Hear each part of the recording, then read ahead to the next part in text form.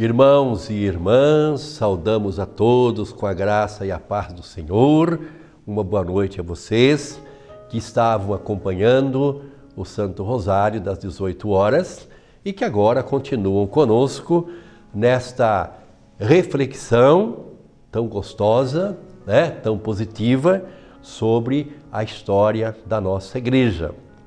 Vamos pedir as luzes do Espírito Santo, porque trabalhamos com uma questão que não é um empreendimento humano, mas é um projeto divino, a Igreja de Cristo presente no mundo. Pai, Filho e Espírito Santo. Amém. Ó Espírito Santo, envia-nos as vossas luzes, a luz da vossa compreensão, a sabedoria que vem do alto, para que possamos estar ao nosso alcance, de nós e dos que participam desta reflexão, uma compreensão mais clara sobre a história da nossa igreja, para vermos aí a graça operante e santificante nela presente, também presente em nossa vida, nossos corações e nossas almas. Pedimos por intercessão de Nossa Senhora da Ponte, nossa padroeira, para que abençoe a este programa e ele seja oportuno para crescermos na fé. Assim pedimos, Senhor nosso Deus e Pai, no Teu Filho Jesus, no Teu Espírito Santo. Amém. Queridos irmãos e irmãs, nós estamos vendo, já vimos ontem e ontem, segunda e terça, na história da igreja, essas questões pertinentes a heresias trinitárias e cristológicas que motivaram esses concílios lá do primeiro milênio.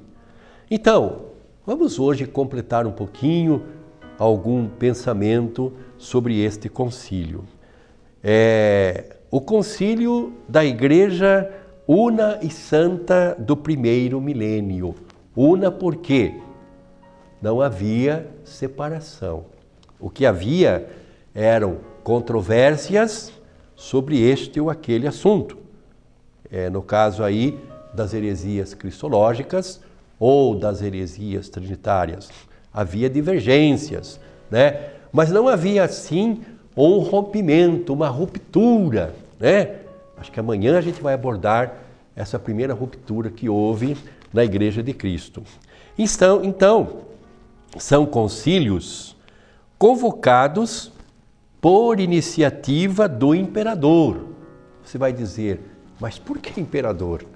Quem convoca é o Papa, Nós estamos na chamada Igreja, passamos da era apostólica, passamos na história da Igreja e chegamos ao ano 312, que nós chamamos então Igreja Imperial, porque é o tempo do primeiro imperador cristão, Constantino. Então Constantino, ele via na unidade da fé um pressuposto para a unidade do império. Constantino, antes de tudo, ele era um grande estrategista. E ele queria unificar o Império Romano, que passava por crises intensas, internas, por questões de ordem econômica, questões na área social, na produção, na economia, E ele sentia a necessidade de restaurar a unidade do Império. Então ele viu na igreja esta possibilidade, porque a igreja era, no início quando ele iniciou o seu governo, a igreja era a principal e a mais poderosa e bem organizada instituição dentro do Império Romano, e Constantino, que era cristão, quis unir assim o útil ao agradável. Então, por isso que ele também convocava esses concílios. Por quê? Era interesse do Estado, não era interesse só da igreja, Por Estado não interessava uma igreja que começasse a dividir-se, não, mas uma igreja cada vez mais firme, cada vez mantendo a sua unidade, porque assim garantiria-se também a unidade do Império Romano. São celebrados no Oriente, com escassa participação ocidental. A presença dos legados papais nesses concílios garante a ecumenicidade do concílio, e a autoridade do concílio depende da ratificação de Roma. A assinatura final do imperador tornava as decisões conciliares obrigatórias em todo o império. Igreja e Estado juntos, por isso chamado a Igreja Imperial. Então nós vimos ontem o Concílio de Nicéia, realizado no ano 325, e que culminou com a condenação do Ário e a formulação do Credo Niceno. No primeiro momento foi formado o Credo Niceno. Define que o Verbo, Deus verdadeiro, gerado de Deus verdadeiro, tem a mesma substância do Pai, ou seja, é Deus. Contrariando aquilo que pensava Ário, o arianismo. Depois nós tivemos, no ano 381, o Concílio de Constantinopla, Concílio Constantinopolitano, onde foi reafirmado o Credo Niceno e a condenação do Apolinário. Proclama que o Espírito Santo procede do Pai, e com o Pai e o Filho ele é adorado e glorificado. Exatamente como nossas comunidades rezam de maneira solene em algumas ocasiões, celebrações litúrgicas, ou quando um padre vai assumir uma paróquia como administrador paroquial, como pároco, ou quando acontece uma ordenação. É este símbolo da nossa fé, chamado niceno-constantinopolitano, que é professado. Popularmente chama-se o credão, o creio mais longo, realmente, de fato, ele é mais completo do que o símbolo dos apóstolos. O credo dos apóstolos, que o que mais comumente nós rezamos. Mas isso aqui é mais completo, porque ele tem seu embasamento nesses dois concílios, o de Nicéia e o de Constantinopla. Em Éfeso, no ano de 431, o concílio condenou Nestório e aprovou as cartas de Cirilo, dizendo que Maria é mãe de Deus, Teotocos. Esta pessoa chamada Nestório, ele, entre outras coisas, ele pensava, ele pregava, ele imaginava que Nossa Senhora, ela era a mãe apenas do Jesus homem, não era a mãe de Deus, Então, o concílio de Éfeso vai condenar as afirmações de Nestório e vai aprovar as cartas de Cirilo, afirmando que Maria, de fato, é mãe de Deus. Vai o termo grego, Teotocos. Calcedônia, o ano de 451, houve a condenação de Eutiques, a aprovação do tomo de Leão I e a formulação de uma profissão de fé cristológica. Portanto, esses 4 primeiros concílios, lá no primeiro milênio, eles são importantes porque eles vão definir os principais pontos da nossa fé católica. Jesus Cristo, verdadeiro Deus e verdadeiro homem, tem uma só pessoa divina em 2 naturezas, divina e humana, sem divisão e nem separação. Da não aceitação das decisões conciliares desse concílio de Calcedônia, de modo todo especial, vai surgir as igrejas monofisitas, isto é, igrejas que afirmam em Jesus uma única natureza. Portanto, surgem as igrejas monofisistas que pensam desta forma, né? Mas vamos ver um pouquinho os demais concílios.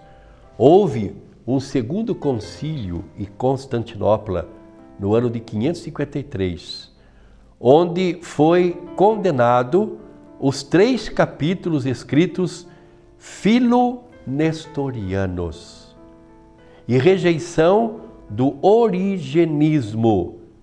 O concílio sublinhou a unidade da pessoa do Verbo encarnado. Como nós falamos, ao longo de 4 séculos, essas heresias continuaram se alastrando, continuaram influenciando as comunidades, né?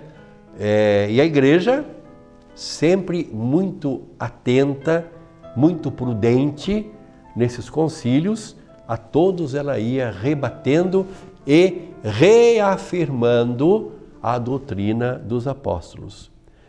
Constantinopolitano, no ano 680-681, o terceiro concílio de Constantinopla, houve a condenação do monoteísmo. Reafirma-se as 2 naturezas da única pessoa de Cristo para afirmar a existência nele de 2 vontades, divina e humana. Então o concílio ele vai pegando aquilo que as heresias falam e vai mostrando qual é a verdade. De que forma? Inspirado pela luz do Espírito Santo, olhando lá no passado o surgimento da doutrina dos apóstolos. Aquilo que os apóstolos falaram, aquilo que os apóstolos ensinaram. Niceia, segundo o concílio de Niceia, no ano de 787, condenação do iconoclasmo. O que é iconoclasmo? Proibição do culto às imagens. Justifica o culto das imagens, ou seja, ícones, culto de honra e não de adoração.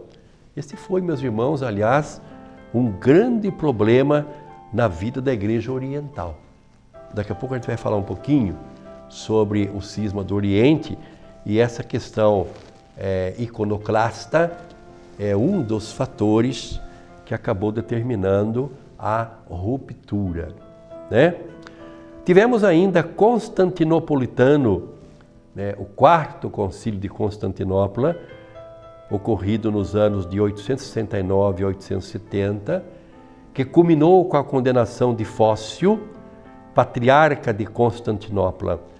Ele não é aceito, este concílio, pelos ortodoxos, que viram nessa atitude de Roma uma intromissão ilegítima na vida de um outro patriarcado. Então, resumindo, os 7 primeiros concílios ecumênicos detêm uma autoridade própria por representarem a vida da igreja una e indivisa do primeiro milênio. Por isso, a importância desses concílios que nós aqui comentamos desde segunda-feira, na história da igreja, porque eles definem os artigos da nossa fé. Mas vamos ver agora quando surgiu a primeira ruptura na igreja. Até então, as controvérsias e heresias, tanto as critológicas como as de origem trinitárias, eram combatidas, as pessoas pensavam daquela forma, mas a igreja ao final confirmava a sua unidade ao confirmar as verdades da nossa fé. Agora pensar de maneira sistemática, colocando aí um corpo doutrinário e autoridade que defenda este corpo doutrinário, logicamente. Mas, no ano de 1054, aconteceu a primeira ruptura da nossa igreja. Entendo aqui ser importante uma afirmação. Toda a história da igreja, ela é inspirada, ela é iluminada, ela é guiada, ela é orientada pelo Espírito Santo que acompanha, que a conduz, que a orienta. A ruptura não é coisa divina, não é coisa de Deus. Toda ruptura, ela é consequência do pecado dos homens que fazem parte da nossa igreja. Não estava nos planos de Deus que a igreja houvesse essas duas rupturas, essas duas feridas, né? Que até hoje, para todos nós cristãos, são tão dolorosas. No ano de 1054, vocês se lembram que quando, nós já falamos isso, quando Constantino começou a imperar, logo de início, uma das primeiras medidas que ele tomou foi transformar a cidade de Bizâncio em Constantinopla. Constantino achava que Roma era uma cidade com um perfil muito pagão, marcado pelas imagens dos ídolos, dos deuses, né, romanos, e não era adequada para ser a capital desse novo império cristão que com ele surgia. Então, ele vai transformar a antiga Bizâncio na cidade de Constantinopla para ser, com a pretensão de ser ali, a nova Roma. Foi bom, mas surgiram os problemas.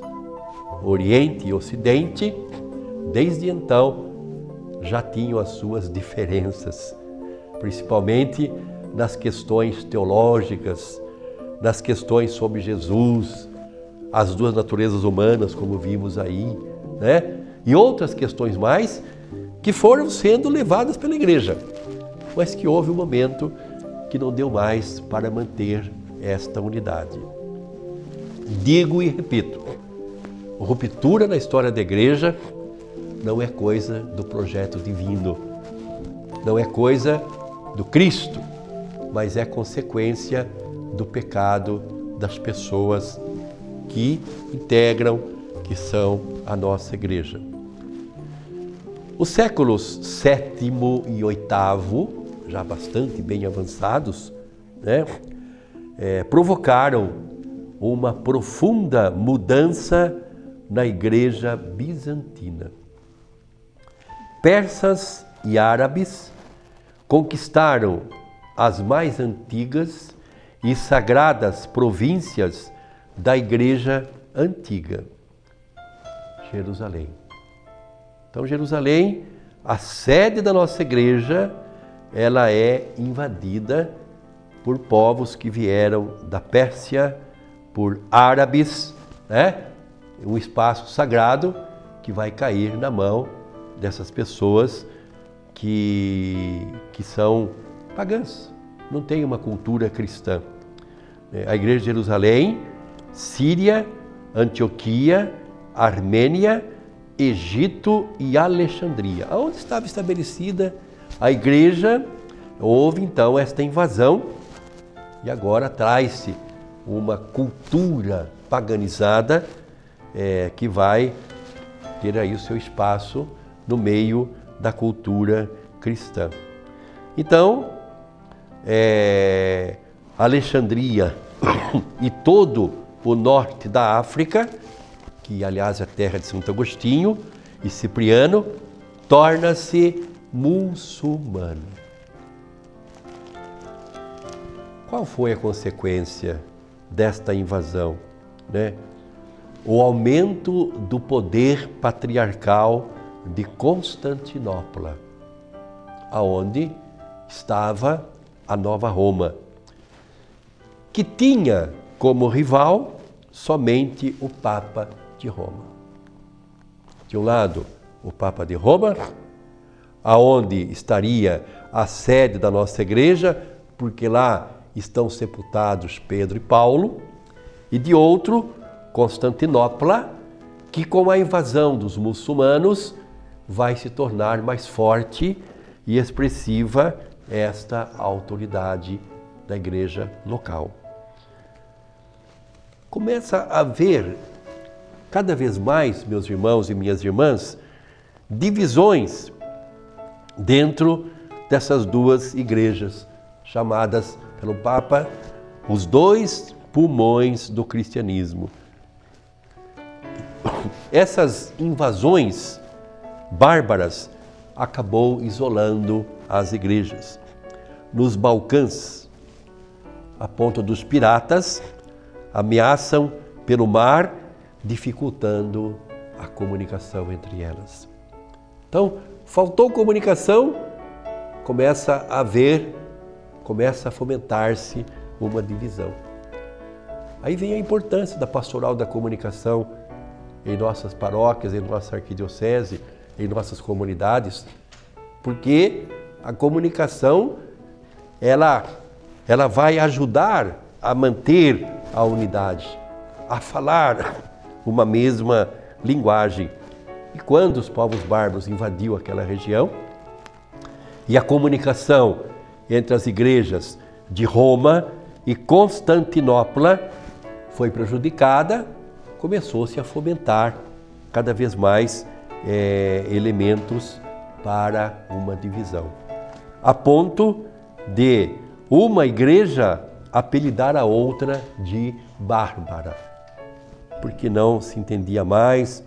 O Oriente, por exemplo, se expressava na língua grega, o Ocidente se expressava em latim, e conforme sucedem-se as gerações, há um momento em que não se entende mais.